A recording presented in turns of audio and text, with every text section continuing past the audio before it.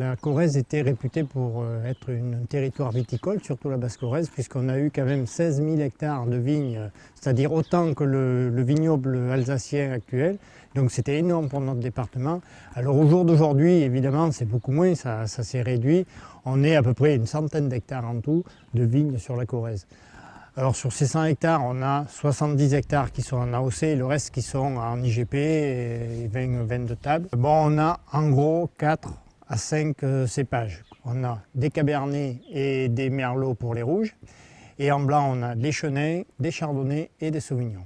AOC et AOP, c'est exactement la même chose. On va jouer un peu sur les mots parce qu'AOC, c'est appellation d'origine contrôlée et AOP, c'est appellation d'origine protégée. Nous, on a relancé ce dossier en 2014 et on l'a obtenu en mai, le 3 mai 2017. Ça a été une AOC qui a été faite rapidement et voilà. L'AOP Corrèze, aujourd'hui, représente tous les vins de la Corrèze. Cette vigne, elle a été replantée en 85. C'est un projet qui avait démarré en 20 pays à l'époque, puis après qui avait évolué en IGP.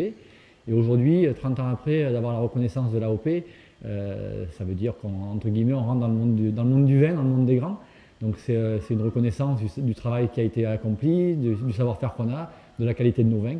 Donc voilà, on est très fiers.